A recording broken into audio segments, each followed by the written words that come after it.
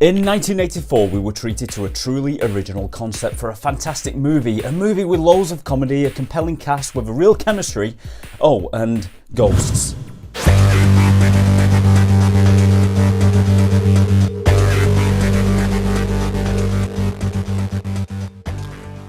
Now, in my opinion, and I stand by this, Ghostbusters is possibly one of the best movies ever made. It's just entertaining throughout. The cast, which is now iconic, were the perfect mix, and they all bounce off each other perfectly. The runtime is not too long and not too short, and the story is not overly complicated and easy to follow, and it flows beautifully. And in my opinion, this movie has a perfect start, middle and end. The perfect three-part act. The movie follows Ray Stantz, played by Dan Aykroyd, Egon Spengler, played by Harold Ramis, and Peter Venkman, played by Bill Murray. Three parapsychologists who decide to go into business for themselves after discovering that New York seems to be infested with ghosts. They call themselves the Ghostbusters, and from the Firehouse HQ they offer to come and bust any ghosts that may be haunting your premises, of course for a price. And eventually they hire the fourth member of the team, Winston, played by Ernie Hudson. The way I've always thought of Ghostbusters is like a pest control business, but for ghosts. No, we're exterminators. Somebody saw a cockroach up on 12. That's gotta be some cockroach. Bite your head off, man. And it's a truly original concept that I just think works perfectly.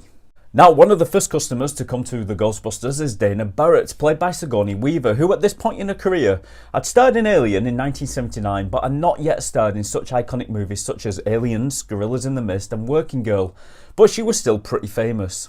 And her character of Dana Barrett is experiencing paranormal activity in her apartment and seeks the help of the Ghostbusters. And it turns out that Dana Barrett's apartment building was built by a guy named Ivo Shandor, who in life was an evil god worshipper, worshipping a god that went by the name of Gozar.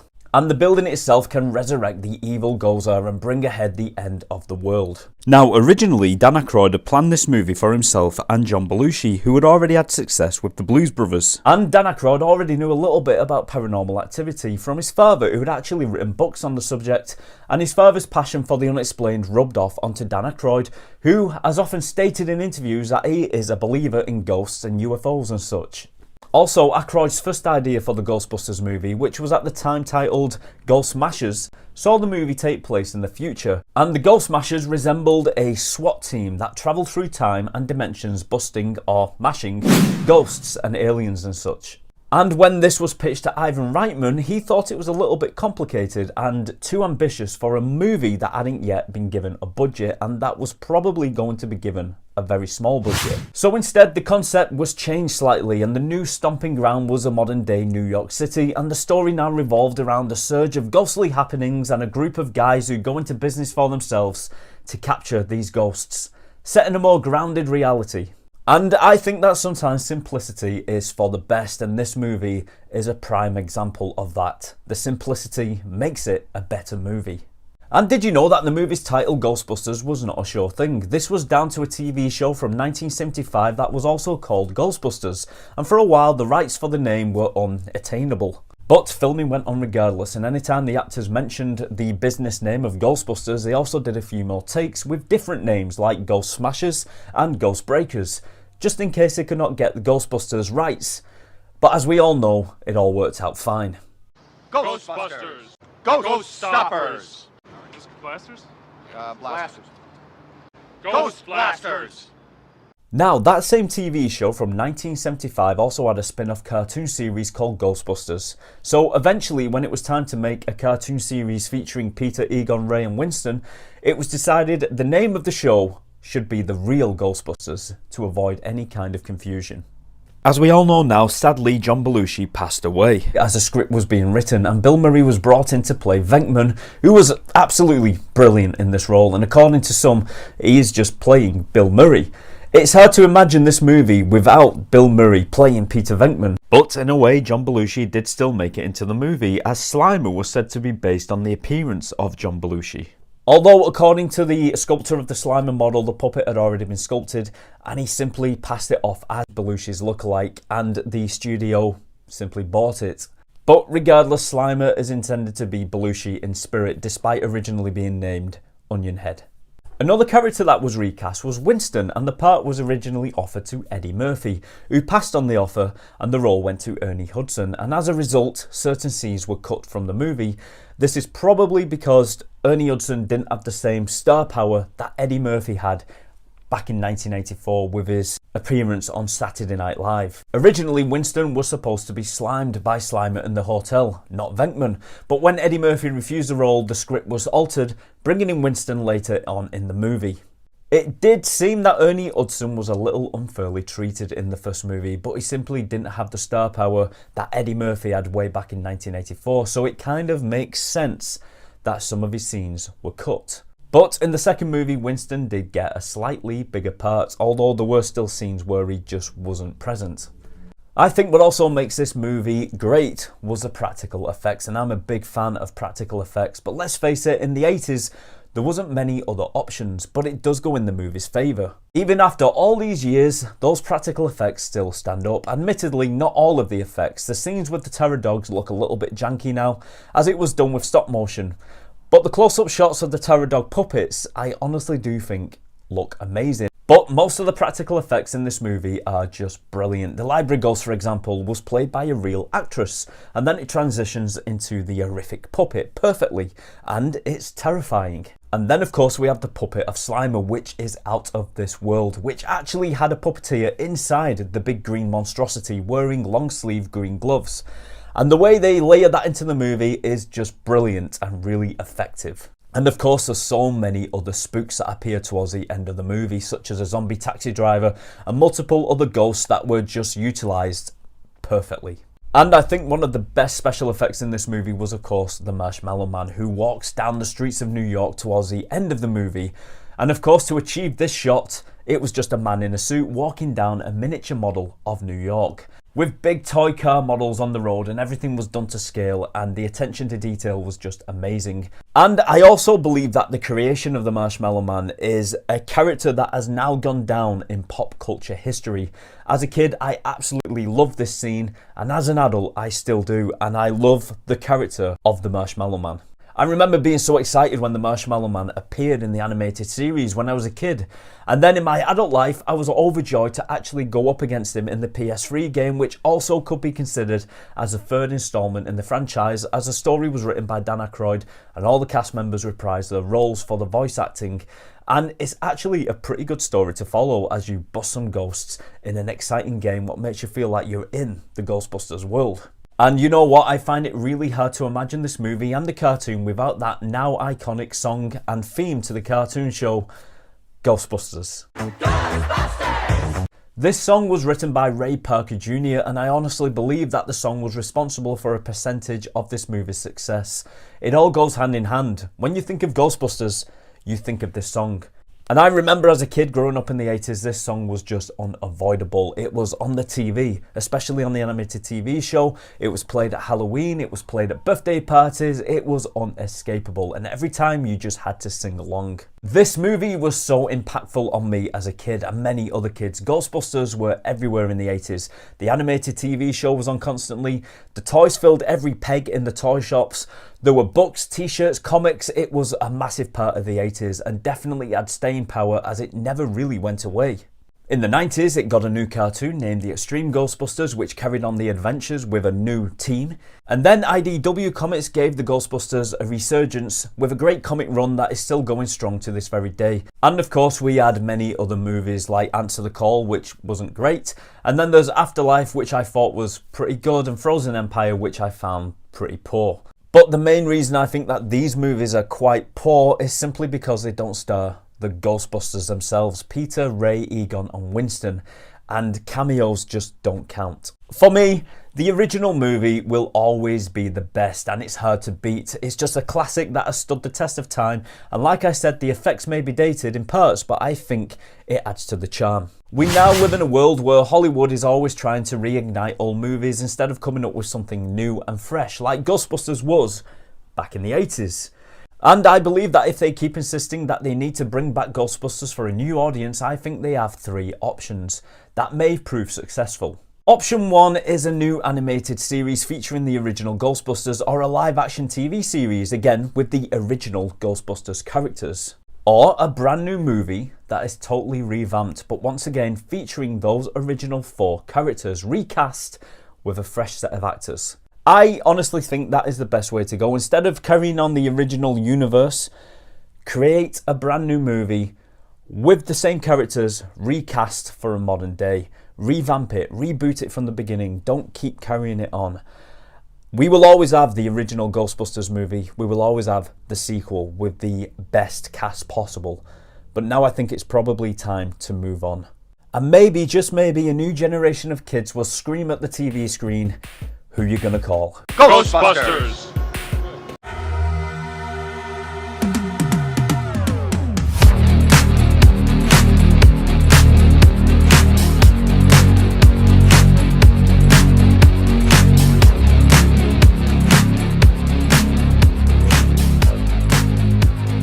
Ghostbusters 2, is it really that bad? Yep. The movie is generally seen as a poor sequel to the 1984 blockbuster hit, and a lot say that Ghostbusters 2 follows the same beats as the first movie a little too closely, and I think, yeah, it does in some ways, but is it really that bad? I, for one, have always enjoyed the movie and never quite understood the hatred it received. I mean, it's no Terminator 2 or Godfather Part 2, that's true, but in my opinion, it is a decent sequel. Ghostbusters 2 had a budget of somewhere between $30 to $40 million and made over $215 million, but failed to beat the box office income of the first movie, and also had a rushed production compared to the first movie. And it was initially met with poor test screenings, resulting in a few scenes being scrapped and new scenes written. In an interview in 2021, Bill Murray said the following: Ghostbusters 2 ended up not being the story they wrote. They got us in the sequel under false pretenses. Harold had this great idea, but by the time we got to shooting it, I showed up on set and went, what the hell is this? What is this thing? But we were already shooting it, so we had to figure out how to make it work.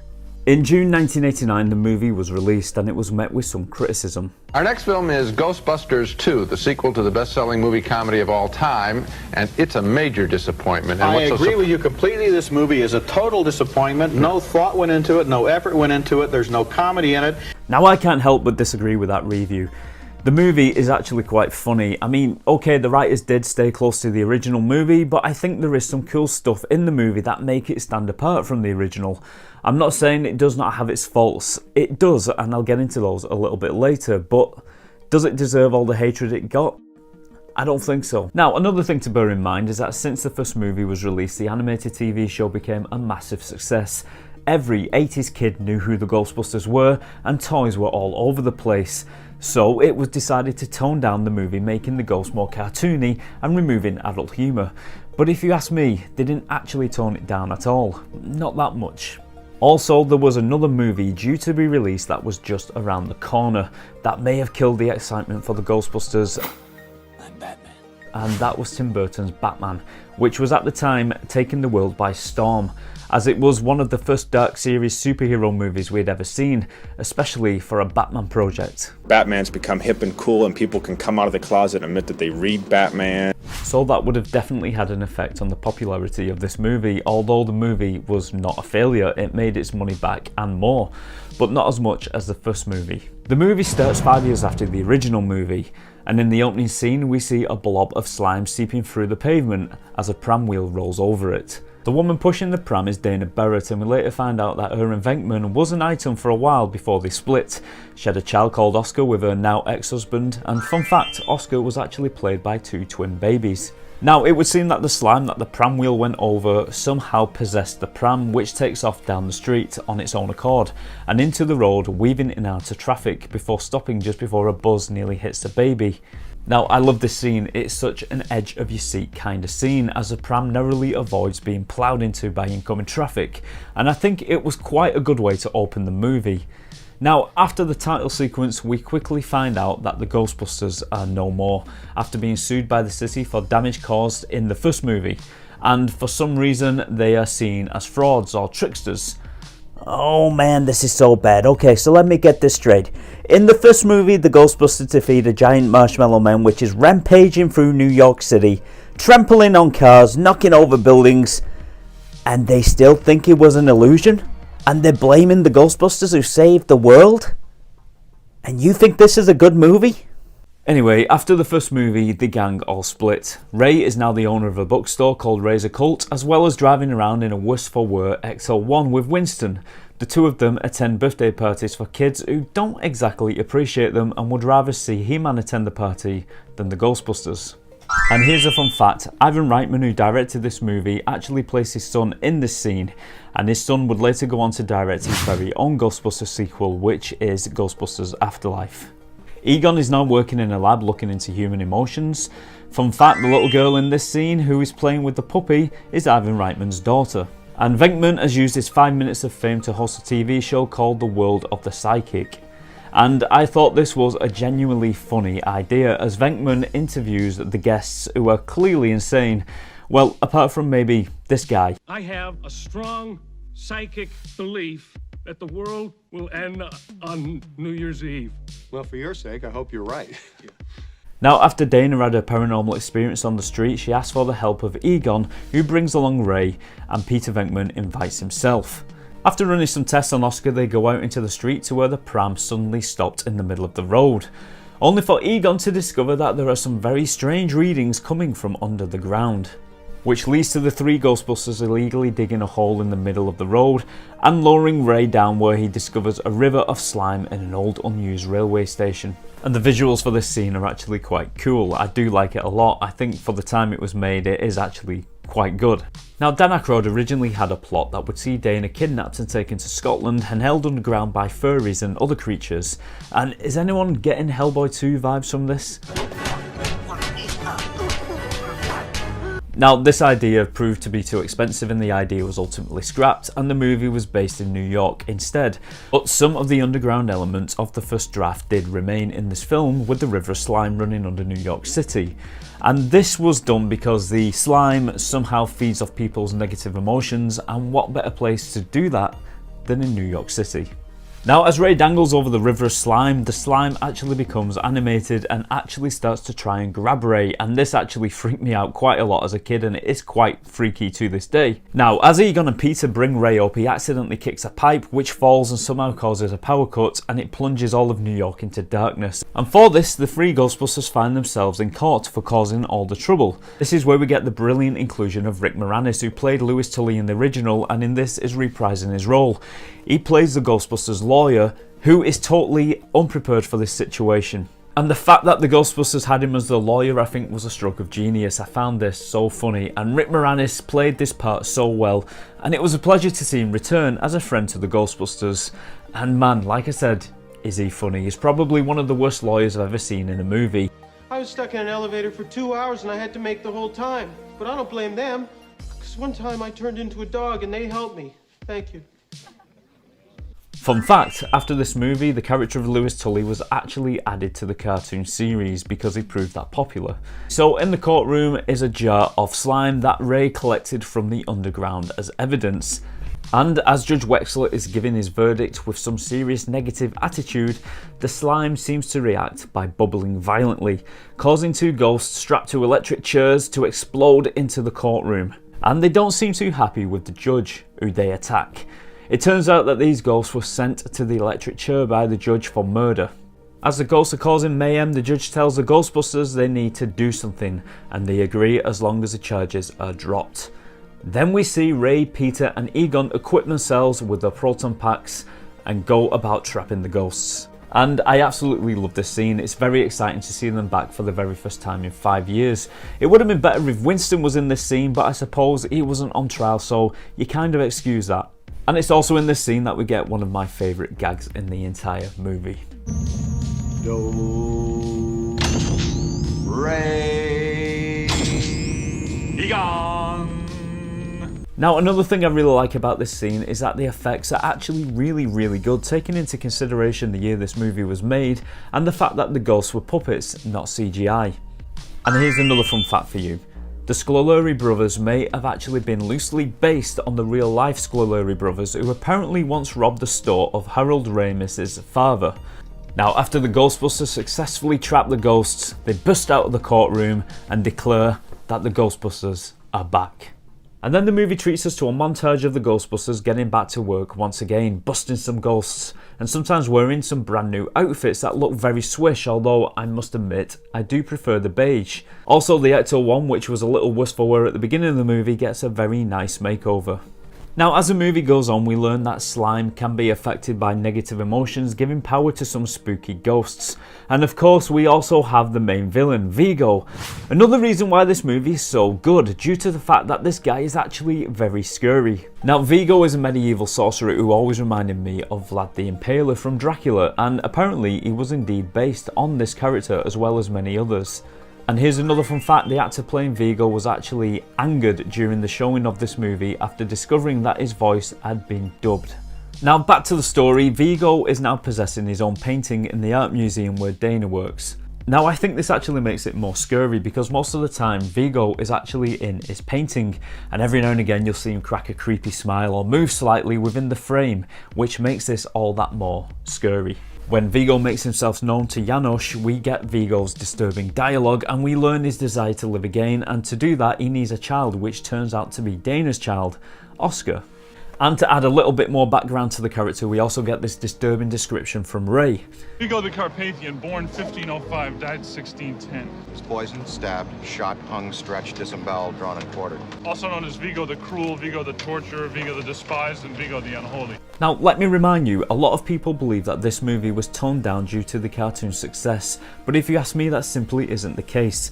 This movie really does have some truly scary moments with some chilling visuals thrown in for good measure. Let me go through a few of them right now. Now I think one of the most scariest scenes in the movie is when Ray, Egon and Winston are exploring the abandoned railway line, when all of a sudden they are surrounded by a lot of decapitated heads on spikes. And this scene is straight up terrifying, especially when you consider that this movie's audience is mainly children. Directly after this happens, we see the Phantom Ghost Train, which runs right through Winston, which I think is done flawlessly and has a really creepy vibe to it, especially when you hear Egon's theory on what ghost train it actually was. The old New York Central, City of Albany, derailed in 1920, killed hundreds of people.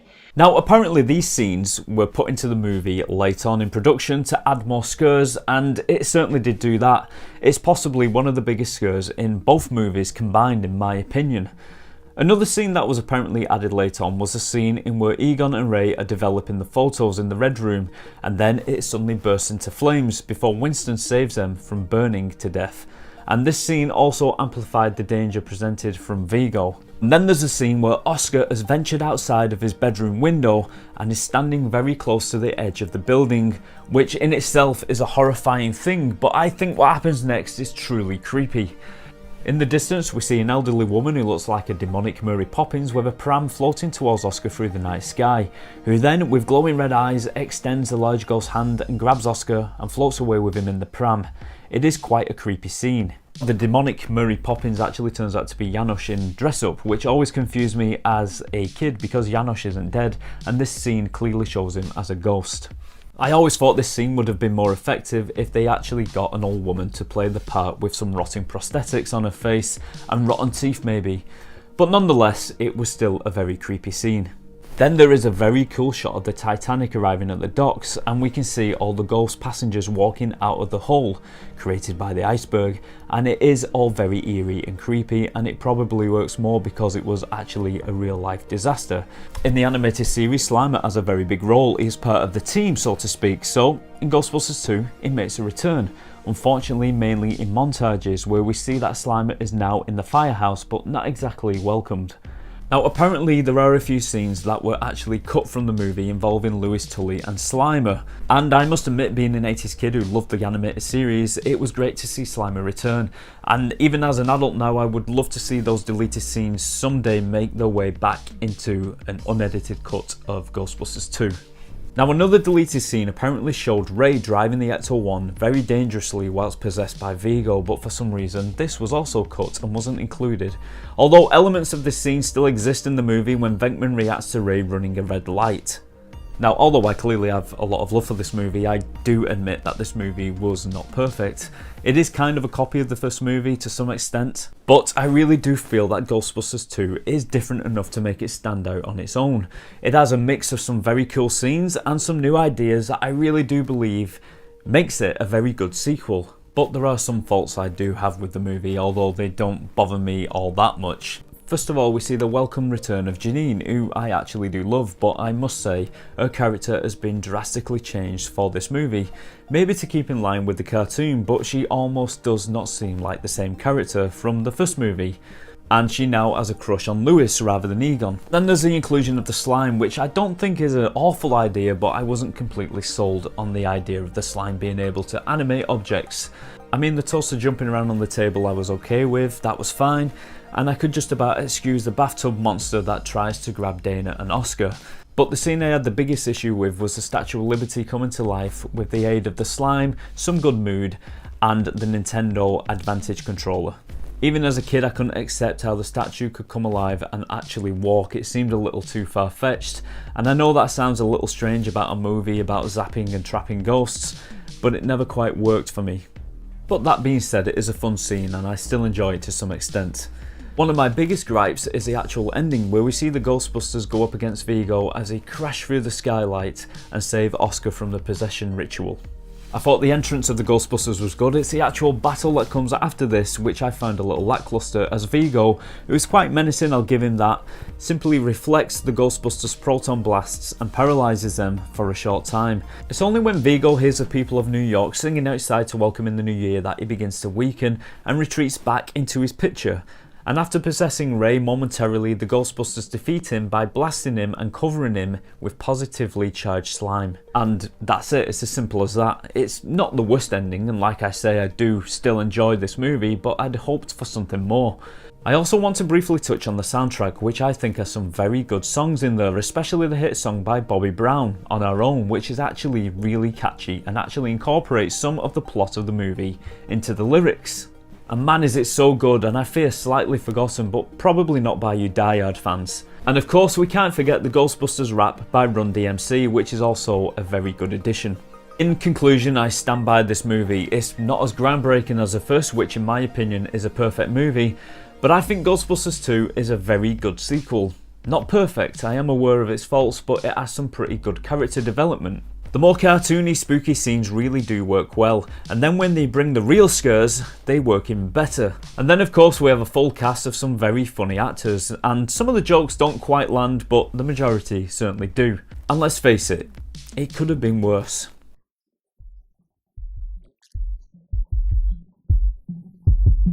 It could have been a lot worse.